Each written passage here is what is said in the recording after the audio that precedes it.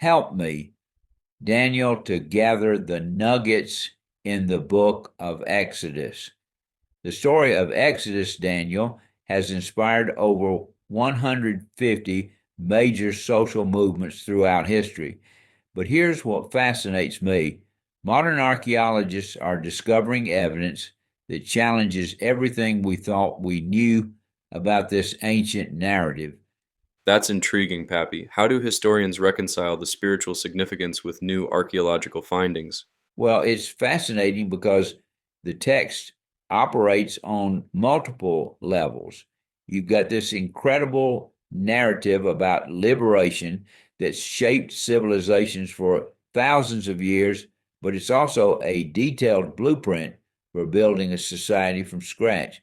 The story breaks down into five distinct parts, starting with the Israelites in Egypt, and each section reveals something profound about human nature and social organization. Hmm. You know what strikes me most, Pappy? The psychological complexity of the transition from slavery to freedom.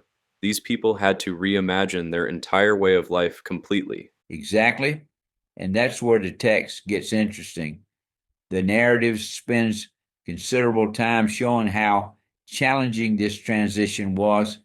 You got these people who witnessed incredible miracles, yet they still struggle with basic trust and community building. It's like watching the world's first case study in social transformation. The way it handles leadership development is fascinating too. Moses starts as this reluctant figure who can barely speak in public, and by the end, he's negotiating directly with divine power. Speaking of leadership, what's remarkable is how the text balances cosmic events with practical governance. Like you've got these dramatic supernatural showdowns with Pharaoh, but then it gets into particular details about property rights, social justice, and community organization. Well, that's exactly what makes it so relevant today. These fundamental questions about how to structure a just society. And you know what's particularly fascinating? The way it handles law and ethics. The Ten Commandments are just the beginning. There are 613 total commandments covering everything from environmental protection to workers' rights. It's essentially the world's first comprehensive legal code.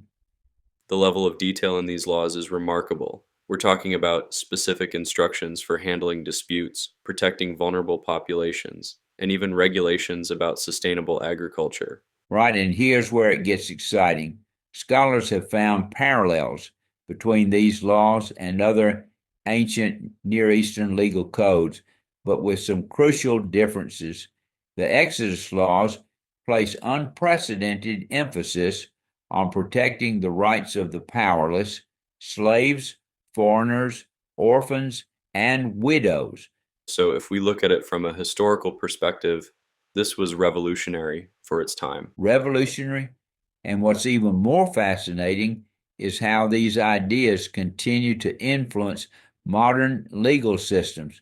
The concept of equality before the law, the right to a fair trial, the principle of proportional justice, these all have roots in the Exodus narrative. The way these ancient principles keep finding new applications is remarkable, like how civil rights leaders have consistently drawn inspiration from this story. That's such a crucial point. Martin Luther King Jr. referenced Exodus in over 50% of his major speeches. During the civil rights movement, the story became a powerful metaphor for the African American experience.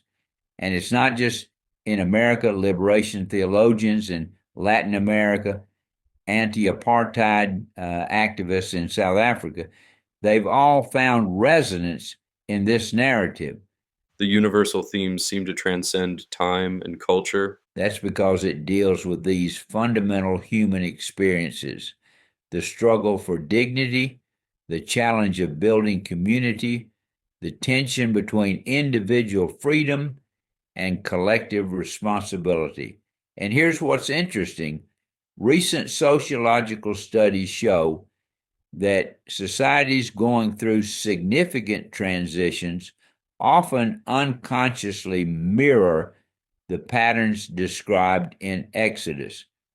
The psychological aspects are fascinating too, especially that moment with the golden calf. It captures how people react to uncertainty and change. Yeah, that's one of the most psychologically complex parts of the narrative. Here, you have people who witness these incredible miracles, yet the moment their leader disappears for 40 days, they revert to creating this tangible symbol of security. Modern psychologists have studied this as a classic example of group behavior under stress. Well, that certainly speaks to human nature, the way we sometimes prefer comfortable chains to uncomfortable freedom. And that's the heart of what makes this text so enduring. It's not just about what happened thousands of years ago, it's about the ongoing human struggle to build better societies, to handle freedom responsibly, to create systems that protect the vulnerable while promoting justice. Looking at current events, these themes seem more relevant than ever. You know, what's particularly striking, how the story emphasizes that freedom isn't just about breaking chains, it's about what you do with that freedom afterward. It's about the responsibility that comes with liberty. And in our current global context, with societies struggling with questions of justice and equality, these ancient insights feel remarkably timely. PAPPY, the way it combines the practical and the inspirational is unique. And Daniel, that's ultimately why this narrative continues to captivate people after thousands of years. It's not just a story about liberation, it's a manual for human transformation, both personal and societal. Whether you're reading it as history, literature, or scripture, it raises these eternal questions about who we are and what we might become.